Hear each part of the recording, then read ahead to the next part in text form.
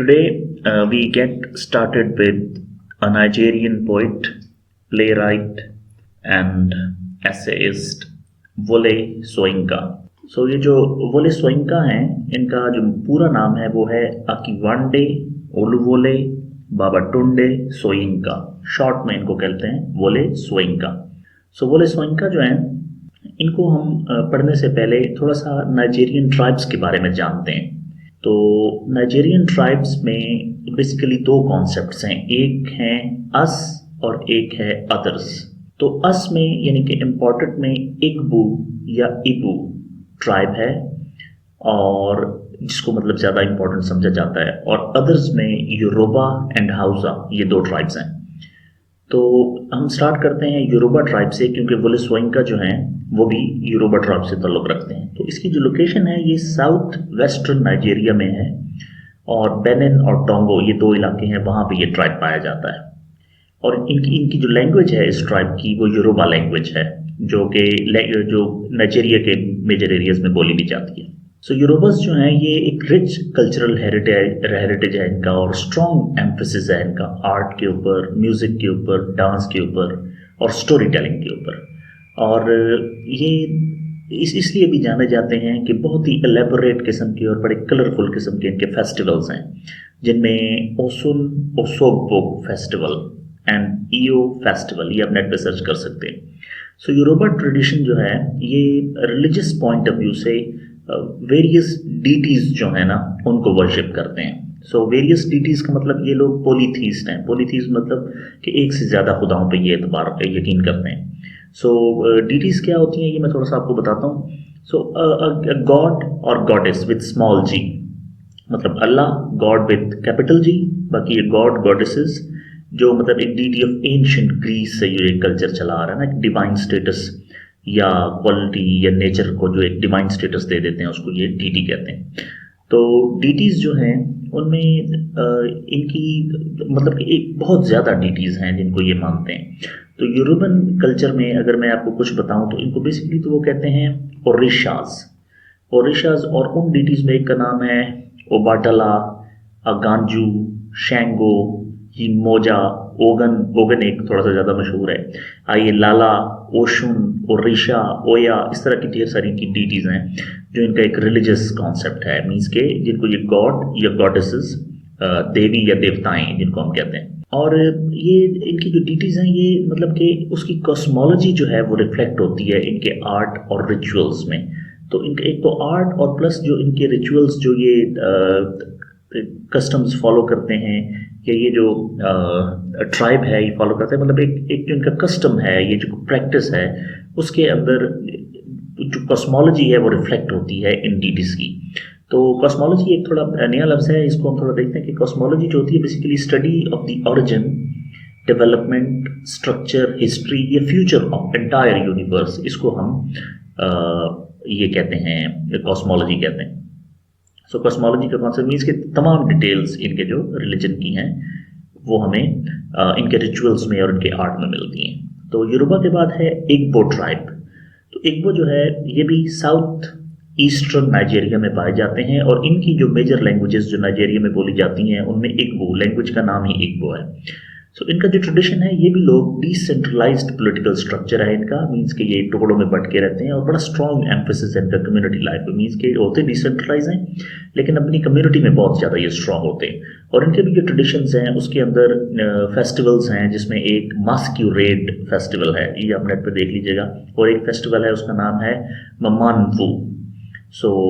तो ये इसमें भी कलरफुल कॉस्ट्यूम्स होते हैं और डिफरेंट किस्म की ये डांस की और आर्ट की और इस तरह की परफॉर्मेंसेस करते हैं। इग्बू लोग जो हैं इनका ओरल ट्रेडिशन बड़ा रिच है, और ये भी स्टोरी टेलिंग में इन्वॉल्व हैं, और बड़े इसेंशियल कंपोनेंट है इनके कल्चर का स्टोरी टेलिंग और ओरल ट्रेडिशन। बड़ा गपशप लगाने वाले लोग हैं।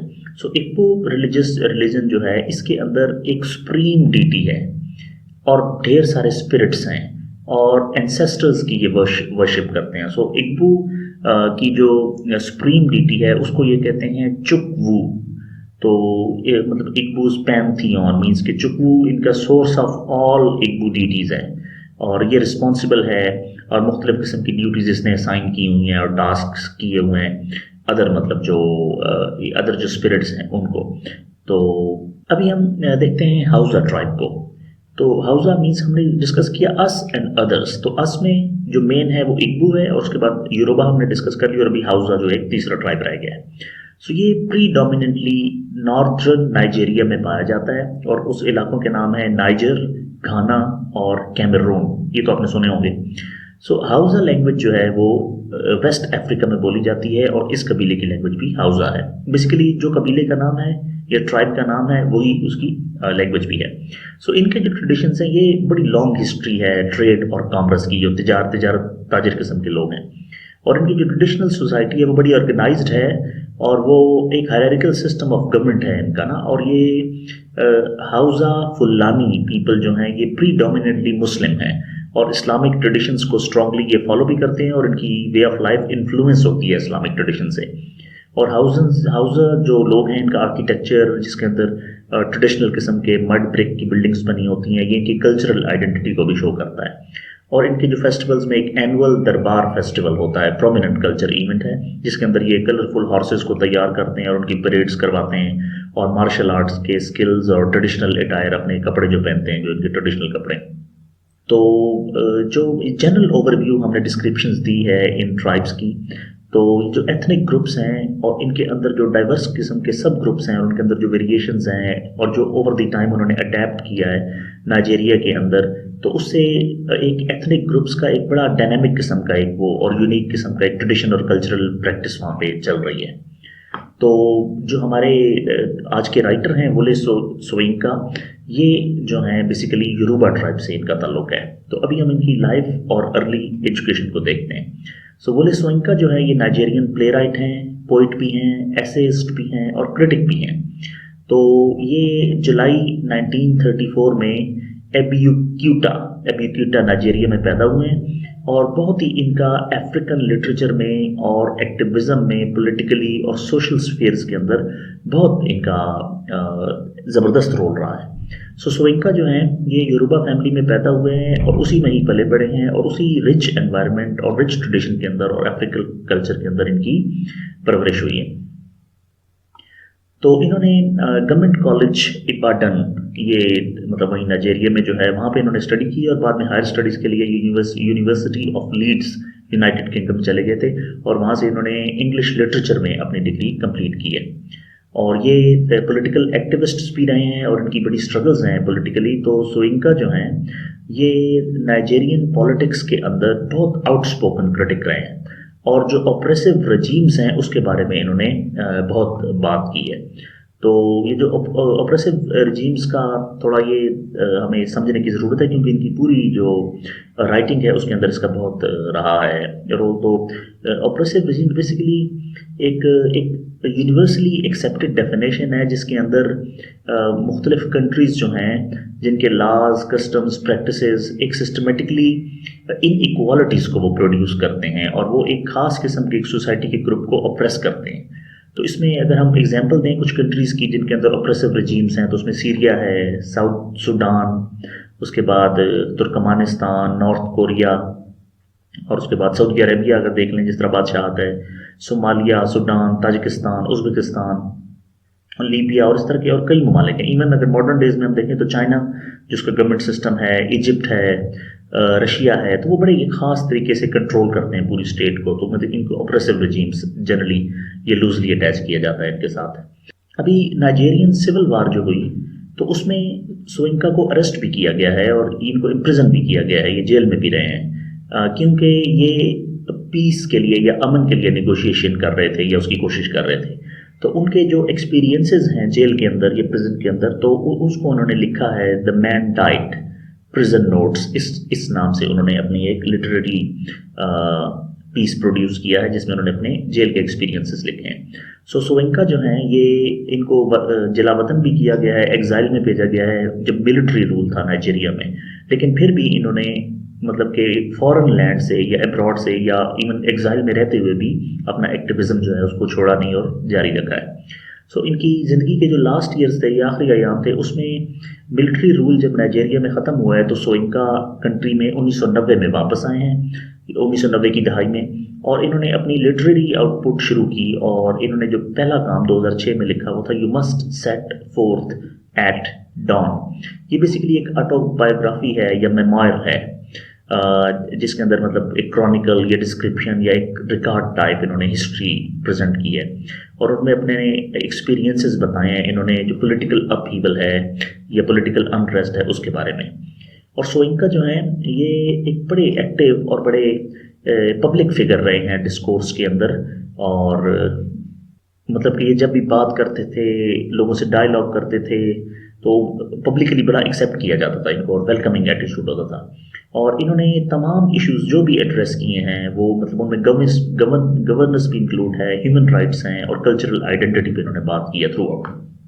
तो वुले सोइंका की ज़िंदगी जो है और इनका जो काम है life and work, so profound impact है अफ्रीकन लिटरेचर का और ग्लोबल इंटेलेक्चुअल डिस्कोर्स का इसके ऊपर। तो इनकी राइटिंग्स जो हैं वो एक्सप्लोर करती हैं कॉम्प्लेक्सिटी ऑफ अफ्रीकन आइडेंटिटी, और जो clash between the tradition and modernity है, मीन्स के एक ट्रेडिशन कस्टम्स के अंदर और प्रैक्टिसेस के अंदर, और फिर इनोवेटिव और एक जो फ्रेशनेस और न्यूनेस जो है उसके अंदर जो एक गैप है उसको भी इन्होंने फिल करने की कोशिश की है। और जो सोशियो पॉलिटिकल चैलेंजेस हैं जो कि कॉन्टिनेंट में थे उसको भी इन्होंने उजागर किया है। So Soyinka's commitment to justice and his fearless engagement with political issues makes him a towering figure। और इन्होंने ना सिर्फ लिटरेचर में बल्कि पॉलिटिकल एक्टिविज्म में और इंटेलेक्चुअल थॉट्स में भी इन्होंने अपना लोहा मनवाया है, मीन्स इन्होंने रूल किया है, और हर टॉपिक पे इन्होंने बात की है, और इनको बहुत मतलब एक पजीराई मिली है इसमें। अभी हम सोइंका के लिटरेरी कंट्रीब्यूशंस पे थोड़ा सा देखते हैं। तो वुले सोइंका जो है इन्होंने डाइवर्स बॉडी ऑफ वर्क्स, जिसमें प्लेज भी हैं, पोइट्री भी है, एसेस भी हैं, मेमोयर्स, ऑटोबायोग्राफीज भी हैं, इन्होंने लिखी हैं। और इनके जो नोटेबल वर्क्स हैं उनकी ब्रीफ डिस्क्रिप्शन मैं भी आपको नीचे देता हूँ। लेकिन उससे पहले हम एक राइटर को उसके काम पढ़ने से पहले हमें उसके राइटिंग स्टाइल को समझना ज़रूरी है। सोइंका राइटिंग स्टाइल जो है उसमें ये बहुत रिच राइटिंग स्टाइल है और कॉम्प्लेक्स यूज ऑफ लैंग्वेज किया है इन्होंने। तो इनका जो स्टाइल है उसको बाजू का टर्जिड या टर्जिडिटी और ऑब्सक्योर भी कहा जाता है, मीन्स कि वो इतना आसानी से समझ आने वाला नहीं है, सिंपल नहीं है। सो और इसकी सब्जेक्टिव इंटरप्रिटेशंस भी हैं, मतलब हर बंदे ने अपने हिसाब से उसको बयान किया है।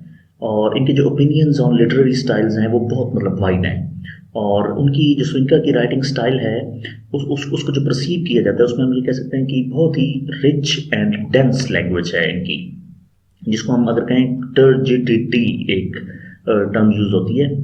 टर्जिडिटी मीन्स के ये टर्म्स जो है ना ये हमें आनी चाहिए।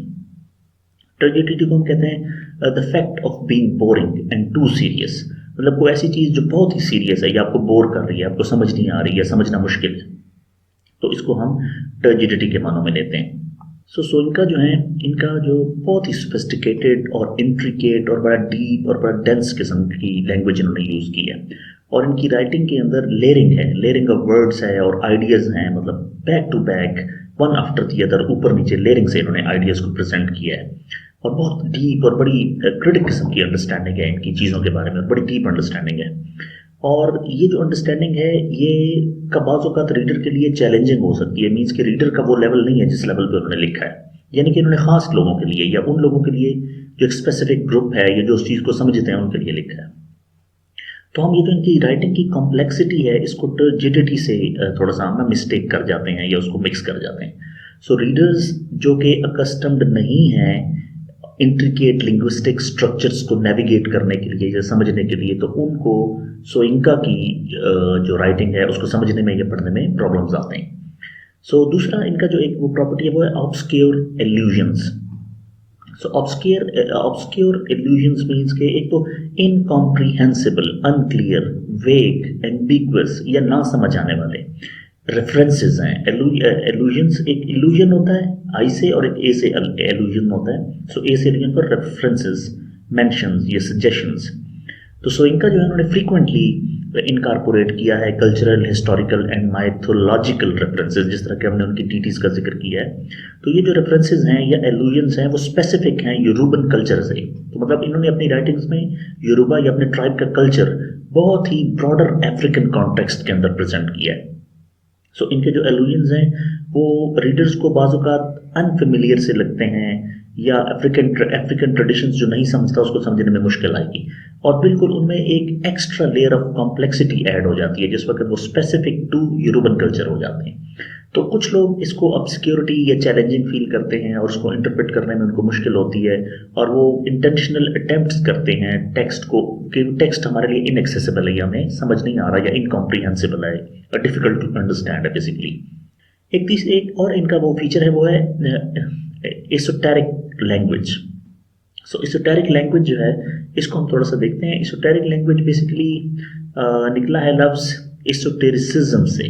सो ये basically secret knowledge for a small group of people, जिसको हम कहते हैं जार्गन कहते हैं, मतलब खास लोगों की ज़बान, जिसके अंदर मिस्टिकल किस्म के स्पिरिचुअल और इस तरह के पॉइंट्स डिस्कस किए गए हैं, जिसमें जिस तरह के डिफरेंट सब्जेक्ट्स होते हैं, जिस तरह योगा है, अल्कीमी है, मैजिक है, स्पिरिचुअलिज्म है, एस्ट्रोलॉजी है, मेडिटेशन है, मिस्टिसिज्म है, तो इनके अंदर जो खास लफ्ज़ यूज़ होते हैं सब्जेक्ट के, वो उन्हीं को समझ आते हैं जो उस ग्रुप से या उस सब्जेक्ट से ताल्लुक़ रखते हैं। तो बेसिकली ईसोटेरिसिज्म या esoteric language means language specific for a special group of people जो उस लैंग्वेज को अंडरस्टैंड करते हैं। सो ये जो बड़ी रिच और बड़ी नुआंस्ड किस्म की ना लैंग्वेज है, मीन्स ऐसी कि characterised by subtle shades, meanings and expressions, बड़ी डेलिकेट और बड़ी इंट्रिकेट और बड़ी डिटेल्ड किस्म की लैंग्वेज इन्होंने यूज़ की है। इनकी जो चॉइस है वोकैबुलरी की और सेंटेक्स की, उसके अंदर ऐसे वर्ड्स और एक्सप्रेशंस जो हैं वो इस्तेमाल हुए हैं जो कॉमनली यूज़ नहीं होते, नॉर्मल एवरीडे कन्वर्सेशन के अंदर यूज़ नहीं होते। सो इससे एक सेंस ऑफ इसोटेरिसिज्म, जिसको मैं ऑलरेडी एक्सप्लेन कर चुका हूँ। सो जो लैंग्वेज है वो intended for a more specialised और नॉलेजेबल ऑडियंस, मीन्स के language for the commons and language for the audience, जिस तरह मतलब हमें क्लास में सर ने बताया। सो ये अभी जानना ज़रूरी है कि इनकी जो कैरेक्टरिस्टिक्स हैं, ये इनकी समटाइम्स ये फील होता है इनकी वीकनेसेस हैं, या इससे इनकी यूनिवर्सलिटी ख़त्म हो जाती है, लेकिन ये बाज़ औक़ात स्ट्रेंथ्स और कंट्रीब्यूटिंग है, क्योंकि डेप्थ और ऑथेंटिसिटी जब आपने लिटरेरी वॉइस में प्रोड्यूस करनी है तो उसके लिए आपको स्पेसिफिक होना पड़ता है। सो रीडर्स इनके स्टाइल को चैलेंजिंग समझ सकते हैं, लेकिन ये एक अपॉर्चुनिटी भी है कि आप अपने आप को लेवल अप करें, और इनके टेक्स्ट की जो डिमांडिंग और केयरफुल किस किस्म की थॉटफुल रीडिंग चाहिए हम वो दें, और बजाय इसके कि हम टेक्स्ट को अपने लेवल पे नीचे लेके आएँ, हम खुद का लेवल इंक्रीज करें और टेक्स्ट को अंडरस्टैंड करने की कोशिश करें। अभी हम इनके प्लेस को डिस्कस करते हैं। तो कुछ प्लेस जो मैंने शॉर्टलिस्ट किए हैं, मैं क्विकली उनको रिव्यू करता हूँ, जो हम अपने जो क्वेश्चन में अगर पेपर्स में जो क्वेश्चंस आए तो उनमें हम रेफर कर सकते हैं। तो इनका एक प्ले है the dance of the forest, 1960 में इन्होंने लिखा है। सो ये इसमें नाइजेरियन इंडिपेंडेंस को और नाइजेरियन सोसाइटी की कल्चर और कॉम्प्लेक्सिटीज को सेलिब्रेट कर रहे हैं। इस प्ले में उन्होंने जो ट्रेडिशन और मॉडर्निटी के दरमियान जो एक टेंशन है उसको भी डिस्कस किया है, एक्सप्लोर किया है, और उन्होंने हिस्टोरिकल और मिथिकल एलिमेंट्स भी यूटिलाइज किए हैं इस प्ले के अंदर। दूसरा प्ले है the man died prison notes, ये जो ऊपर मैंने रेफर भी किया है, 1972 में इन्होंने अपनी जो ये प्रिजन में रहे हैं उसके जो इन्होंने अहवाल लिखे हैं। So Soyinka's experience during his imprisonment during Nigerian civil war, so a collection of his reflections हैं जो political और existential themes जो हैं उनके ऊपर उन्होंने क्रिटिक दी है, जिसमें ऑपरेशन और टायरनी, जुल्म को जो है इन्होंने बयान किया है। तो ये जो एक मैंने वर्ड यूज़ किया एग्जिस्टेंशियल थीम्स, इनको मैं आपको थोड़ा सा बता देता हूँ। एग्जिस्टेंशियल थीम्स बेसिकली ये होता है जिस तरह के importance of the individual, importance of the choice, anxiety regarding life, death और contagious और contingencies जो होती हैं, एक्सट्रीम किस्म की सिचुएशंस होती हैं, जिसमें भी कह सकते हैं कि जो एग्जिस्टेंशियलिज्म है इसकी बेसिकली इसकी चार थीम्स हैं, जिनमें एस्थेटिक थीम्स हैं, एथिकल थीम्स हैं, रिलीजियस थीम्स हैं और स्पिरिचुअल थीम्स हैं। तो मेरे में इतना काफ़ी है, बाकी आप इसको मजीद स्टडी करने के लिए ये वीडियो लंबी ना हो जाए इसलिए मैं इसको यहाँ पर रिस्ट्रिक्ट करता हूँ, लेकिन आप अगर इंटरेस्टेड हैं तो ये 4-5 चीज़ें जो मैंने बताई हैं आप इनको थोड़ा सा मजीद एक्सप्लोर कर सकते हैं। तो बड़ी पावरफुल क्रिटिक है ऑपरेशन के ऊपर और टायरनी के ऊपर, हमने पहले डिस्कस भी किया है जिस तरह ऑपरेसिव रेजीम का जिक्र आया था। उसके बाद है कॉन्गीज हार्वेस्ट, 1965 में इन्होंने लिखी है। सो ये एक फिक्शनल अफ्रीकन कंट्री है, मीन सोचो में, जिसकी जो प्ले एक्सप्लोर करता है dynamics of power and corruption. जो एक डिक्टेटर अटेम्प्ट कर रहा है नेशन को कंट्रोल करने के लिए, नेशन के रिसोर्सेज को कंट्रोल करने के लिए, और हार्वेस्ट करना चाह रहा है रिसोर्सेज को, बिल्कुल हर चीज़ को समेटना चाह रहा है, लूटना चाह रहा है। सो द टाइटल कैरेक्टर कॉन्गी जो है ये बेसिकली रिप्रेजेंट कर रहा है पॉलिटिकल अथॉरिटी को, और उस पॉलिटिकल अथॉरिटी के अब्यूजेस को, कि किस तरह वो नेशंस के रिसोर्सेज को करप्शन से और पावर से और डिक्टेटरशिप से एक्सप्लॉइट कर रहे हैं। उसके बाद है death and the Kings horseman. 1975 में इन्होंने लिखा है। ये एक्चुअल इवेंट्स हैं बेसिकली, और उनसे इंस्पायर हुए हैं सोइंका, और उन्होंने ये प्ले लिखा है। और ये एग्जामिन करता है ट्रेडिशनल यूरोपा कस्टम्स और ब्रिटिश कॉलोनियल रूल के दरमियान जो एक क्लैश है उसको। सो द स्टोरी जो है वो बेसिकली एक ट्रेजिक कॉन्सिक्वेंसेस को अनफोल्ड करती है, जिसमें ब्रिटिश इंटरफेरेंस और कल्चरल रिचुअल्स का बार बार उन्होंने जिक्र किया है। उसके बाद एक 1970 में उन्होंने लिखा है मैडमैन एंड स्पेशलिस्ट्स। सो ये जो प्ले है ये रिफ्लेक्ट करता है पॉलिटिकल अनरेस्ट और टर्माइल ऑफ नाइजीरिया 1960s के दौरान। तो इन्होंने एक्सप्लोर किया है कि साइकोलॉजिकल इम्पैक्ट वायलेंस का सोसाइटी के ऊपर क्या हुआ है, और जो सिविल अनरेस्ट है उसके दरमियान में लोगों ने कितनी चैलेंजिंग सिचुएशंस को फेस किया है। Madman and specialists. सो अभी एक और जो लास्ट मैंने शॉर्टलिस्ट किया था वो इनका प्ले है जो पोएटिक फॉर्म में लिखा गया है, द रोड 1965 में। सो इसमें सोइंका ने एग्जामिन किया है कॉम्प्लेक्स और बड़ी फिलोसॉफिकल किस्म की इश्यूज, जिस तरह के life like death, self realisation, history, past, clash of cultures, crucial issues जो कि कंट्री में और कॉन्टिनेंट में मौजूद हैं। और सब्जेक्ट ऑफ डेथ जो है इसको एक प्रेजेंट किया गया जिस तरह के, मतलब एक रोड है जो कि डेथ इन द डॉन, ये एक पोइम है जिसमें ऑलरेडी उन्होंने डेथ का जिक्र किया है और वही कॉन्सेप्ट वो लेके प्ले रोड में चलें। और एक और इवेंट है जिसने सोइंका की राइटिंग को बहुत ज़्यादा मतलब किया कि उनके एक दोस्त थे सेगुन आवो लोवो, वो एक एक्सीडेंट में मर गए थे रोड के ऊपर ना, तो उसको वो भी थोड़ा सा एक उसका असर था सोइंका का जो उन्होंने ये रोड लिखा है। सो ये प्ले जो है ये बेसिकली इसकी सेटिंग ही एक रोड के ऊपर है, और road from life to death, मतलब इस तरह आप कह सकते हैं। तो प्लेस के बाद हम थोड़ा सा पोइट्री में आ जाते हैं। तो पोइट्री के लिए मैंने इनके तीन मतलब शॉर्ट लिस्ट किए हैं। तो एक तो इनका है इतान रे एंड अदर पोइम्स, 1967 में इन्होंने लिखा है। सो ये जो कलेक्शन ऑफ पोइम्स है ये सोइंका की मास्टरी ऑफ लैंग्वेज और एक्सप्लोरेशन ऑफ वेरियस थीम्स, जिनके अंदर complexities of human existence, social issues और कॉलोनियलिज्म का जो इम्पैक्ट है उसको इन्होंने एक्सप्लोर किया है। दूसरी जो इनकी पोइम है, ये पोएटिक वर्क है, वो है अ शटल इन दी क्रिप्ट, 1972 में लिखा है। तो इस कलेक्शन में सोइंका ने एड्रेस किया है अगेन एग्जिस्टेंशियल क्वेश्चंस, और उन्होंने रिफ्लेक्ट किया है ह्यूमन कंडीशन के ऊपर।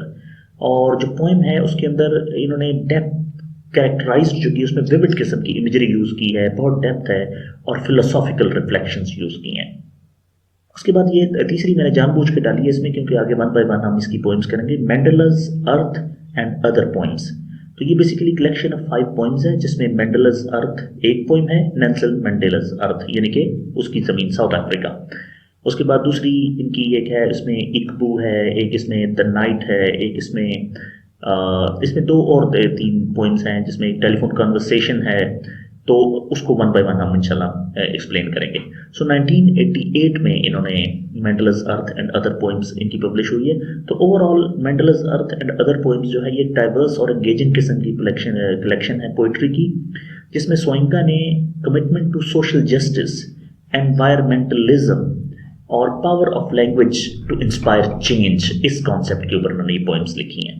प्रोज में इनका एक काम है 2006 में पब्लिश हुआ है, you must set forth at dawn, जिसका मैंने पहले थोड़ा सा रेफर भी किया है। सो ये बेसिकली एक ऑटोबायोग्राफी है, मेमोयर है, जिसने Soyinka's experience during critical period of Nigerian history उसको कवर किया है।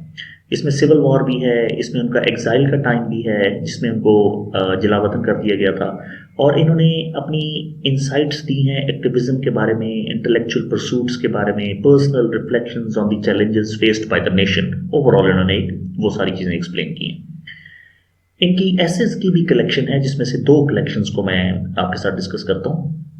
एक इन्होंने myth, literature and the African world 1976 में पब्लिश हुई है। इस कलेक्शन में सोइंका ने एक्सप्लोर किया है role of myth in African literature. अब मिथ या माइथोलॉजी क्या है, वो जो डिटीज और ये पहले थोड़ा डिस्कस कर भी चुके हैं।